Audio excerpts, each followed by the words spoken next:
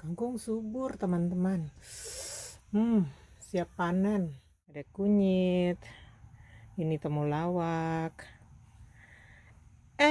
Ada surat. Dari siapa tuh? Kita lihat ya dari dekat.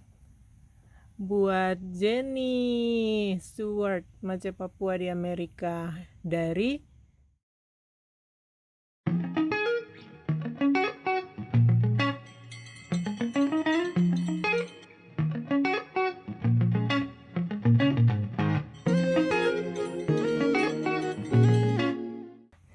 senang sekali dapat paket kiriman. Kira-kira apa nih isinya?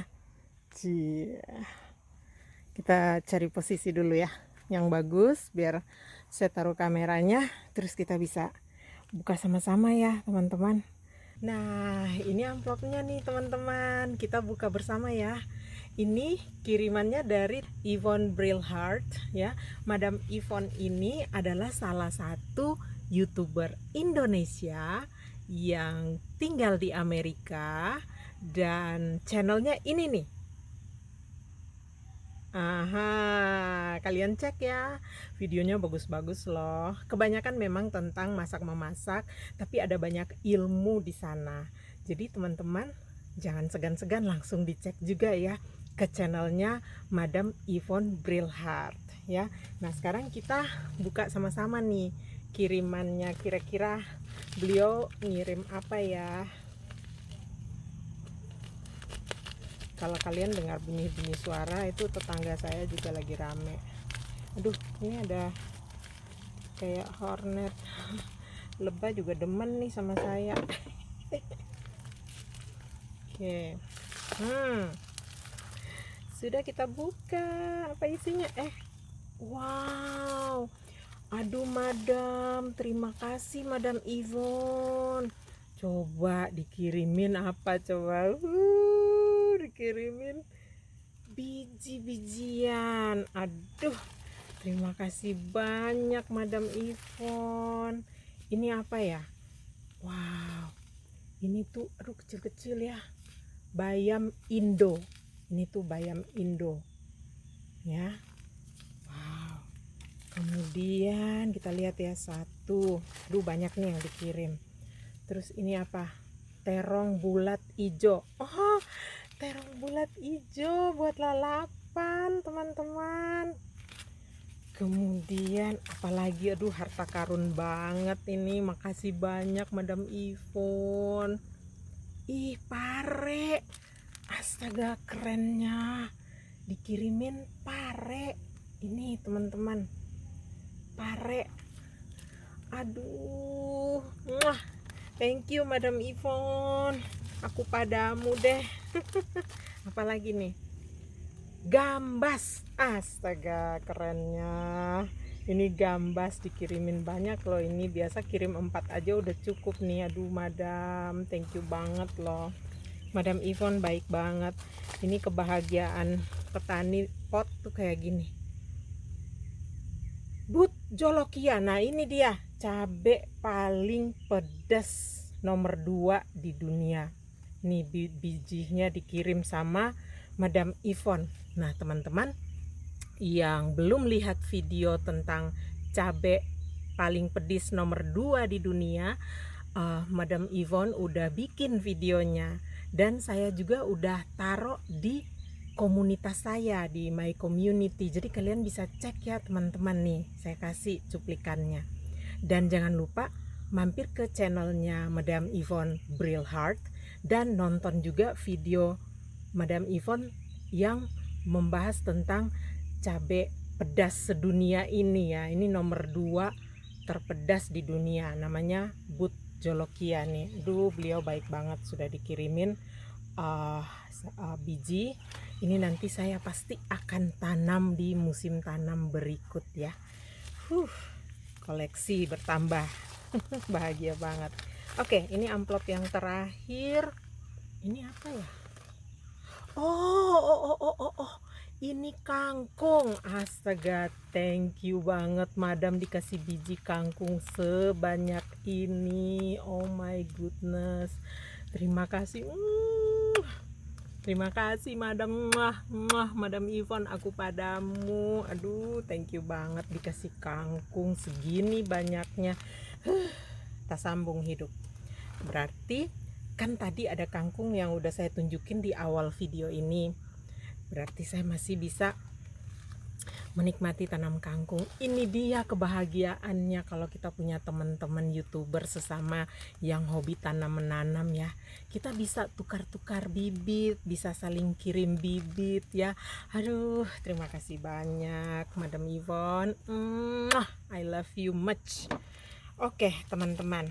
Jadi itu ya. Aduh, kiriman berharga sekali. Thank you banget Madam Yvonne. Aduh, aku happy banget. Jadi dapatnya 1, 2, 3, 4, 5, dan 6. Itu dia tadi kiriman dari sesama YouTuber Indonesia di Amerika. Itu dia asiknya kalau kita punya teman-teman sesama YouTuber dan sesama hobi gardening atau tanam-tanam.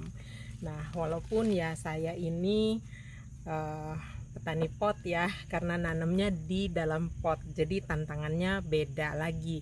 Nah, saya kesempatan ini mau berbagi tips dengan sesama Indonesia yang berdomisili di Amerika Serikat dan punya hobi tanam menanam atau baru mau berniat untuk mencoba tanam-tanam. Nah, tipsnya ini adalah benar-benar dari saya, apa yang saya alami 3 tahun berturut-turut dalam proses bercocok tanam di Amerika Serikat. Beda nggak sama Indonesia? Jelas beda, karena kalau di Indonesia itu kan sepanjang tahun ada sinar matahari. Musimnya ya paling musim hujan dan musim panas ya. Nah, kalau di Amerika ini, negara dengan 4 musim, kita tuh harus pinter-pinter untuk gimana caranya supaya kita bisa menyesuaikan dengan pergantian musim, dan juga tanaman-tanaman seperti cabai-cabai dan tanaman-tanaman yang kita bilangnya exotic plants atau tanaman tropis, itu mereka tidak tahan dengan udara dingin. Nah, tipsnya dari saya berdasarkan pengalaman saya 3 tahun bercocok tanam, mungkin masih baru banget ya. Tapi tidak ada salahnya untuk saya berbagi tips apa yang sudah saya alami dari pengalaman saya. Yuk ikuti terus ya tips saya ya. Oke, tips pertama. Kalau kita mau bercocok tanam di Amerika, paling bagus itu saran saya adalah, karena Amerika ini luas sekali, jadi teman-teman harus bisa mempelajari daerah tempat tinggal kalian. Untuk informasi lengkapnya bisa di browsing untuk kalender bercocok tanam. Jadi setiap negara bagian yang ada di Amerika ini pasti punya kalender bercocok tanam. Nah, jadi teman-teman hanya perlu browsing saja, kemudian temukan kalender bercocok tanam untuk daerah tempat tinggal kalian, pelajari dengan seksama. Karena dari kalender itu Anda akan dapat informasi tentang hardiness zone.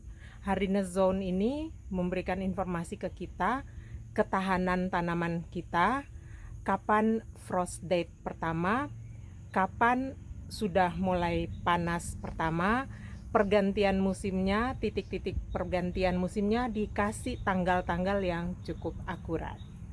Nah, itu yang saya pelajari ya. Karena dengan mengetahui hal itu, teman-teman akan bisa bermanuver kapan mulai menyemai bibit, kapan sudah bisa dibawa keluar dari dalam rumah ke halaman, karena udara ya, kita bicara udara, dan kapan kalau di akhir masa tanam satu periode kita akan tahu kapan frost date-nya, artinya kapan udara mulai beku dan tanaman-tanaman sudah tidak tahan kecuali kita tutup ya, dengan kita bisa cover dengan plastik, dengan kain ya, seperti itu. Nah, informasi ini sangat penting sekali dan informasi ini digunakan juga oleh petani kelas skala besar. Jadi untuk kita-kita yang hanya menanam sebagai hobi, kita juga bisa berkiblat mendapatkan informasi dari kalender pertanian yang sama. Itu poin pertama. Poin kedua, kalian sudah harus bisa menentukan dari sekarang untuk musim tanam tahun depan apa saja tanamannya yang kalian ingin tanam. Dengan demikian, kalian tuh masih punya banyak waktu untuk search ya, mencari informasi sebanyak-banyaknya tentang tanaman yang kalian mau tanam, kapan harus mulai menyemai bibit, kalau memang nanti cuman mau beli anakan, kapan sebaiknya membeli anakan. Ini pesawat. Teman-teman, ini ya, di kota kami ini lagi ada air show sejak kemarin, dan itu tuh gratis ya, sebenarnya kami bisa pergi nonton, tapi saya memutuskan untuk enggak deh, lebih baik saya di rumah istirahat ya. Jadi kalau dengar bunyi-bunyi pesawat, ini lagi aktif banget pesawatnya, bolak-balik karena mereka melakukan pertunjukan udara ya. Anyway, back to the point. Tentukan dari sekarang apa yang mau kalian tanam tahun depan ya. Nah, saya selalu bikin daftar tanaman apa saja yang saya mau tanam tahun depan. Jadi contoh nih, untuk saya tahun depan yang pasti saya akan tanam paprika hijau, dan tambahannya adalah saya akan tanam juga paprika warna-warni ya, warna merah, warna kuning, warna orange, dan warna ungu. Nah, saya tuh masih begini-begini karena sampai hari ini tuh terus terang saya hanya punya biji paprika orange dan merah dan juga hijau, karena hijau sudah tahun kedua saya tanam paprika, tahun ketiga paprika hijau. Nah, mungkin nanti saya akan beli anakan aja ya, karena di Amerika ini kalau sudah masuk musim semi sebenarnya toko-toko tuh ada yang punya nursery tuh ada banyak menjual anakan-anakan tanaman. Jadi kita tuh punya pilihan ya teman-teman, kita mau mulai menanam dari biji atau kita beli saja anakan yang sudah jadi dari toko. Nanti sampai di rumah tinggal kita pindahkan ke pot yang besar. Ya, jadi di Amerika ini ada banyak sekali pilihan untuk bercocok tanam, khususnya untuk pemula. Kalau masih merasa kurang pede untuk menanamnya dari biji ya, karena butuh extra effort, saya butuh usaha ekstra untuk menanam dari biji, dan itu sudah saya rasakan ya. Semua paprika yang saya punya, paprika ini itu saya tanam dari biji ya, dan memang tantangannya tersendiri karena kita itu mulai menyemai biji paprika itu akhir musim dingin, bulan Februari, dan itu masih di luar masih terlalu dingin dan kita menyemainya di dalam rumah. Jadi saya sudah mengalaminya ya, itu cukup challenging ya, kita kayak menjaga bayi begitu. Nah teman-teman, jadi ini memang saya tanam dari biji ya. Semua yang tahun ini yang saya punya tanaman-tanaman yang cabe dan juga paprika ya, ini masuk golongan cabe juga ya, dan terong itu saya tanam dari biji. Nah, di antara tanaman-tanaman yang ada di kebun kecil saya ini, yang saya beli anakan itu adalah kumpulan jalapenos. Ini itu saya beli anakan ya. Jadi ada 6 pohon itu anakan. Kemudian ada cabai Itali 2 pot, itu juga belinya anakan, artinya beli sudah tumbuh ya. Dan 2 ketimun itu juga belinya sudah tumbuh. Dan 3 tomat ya, tomat yang ini, tomat yang besar ya. Dan 2 tomat yang cherry ya, tomat kecil yang ini satu. Dan satu lagi di sini dia lagi mengalami masa-masa surut ya. Ini sebenarnya bagus banget nih, padahal tomat yang aku suka banget. Teman-teman bisa lihat videonya ini tomat paling bagus sebenarnya.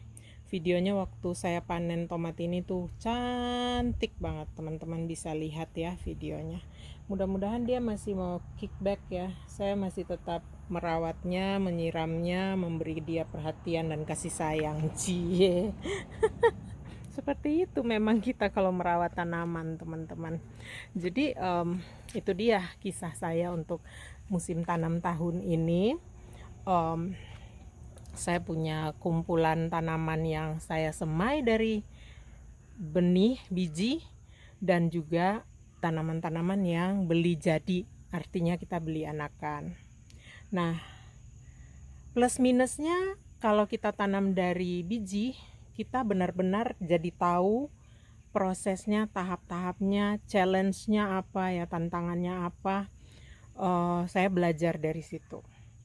Kalau kita beli anakan juga nggak apa-apa, tapi kita jadinya harus bisa, kayak saya tahun ini tomat ya, itu benar-benar baru belajar karena baru tahun ini saya punya tanaman tomat. Jadi kayak kemarin itu ini ya, ini kemarin tuh sempat hampir kayak mau mati gitu. Nah ternyata sekarang kan dia kickback, subur banget. Nah saya masih mau ikutin terus, mau lihat sampai kapan dia mampu bertahan gitu. Terus kemarin juga mengalami hama ulat hijau bertanduk. Nah itu juga hal-hal yang saya pelajari ketika dalam proses berjalan kayak gitu. Nah teman-teman, itu poin ke berapa ya tadi? Kedua apa? Poin kedua ya, kalau tidak salah ya. Soalnya ini cuap-cuapnya udah panjang lebar. Oke, poin ketiga. Pikir dulu nih, sebaiknya kasih poin ketiga apa ya?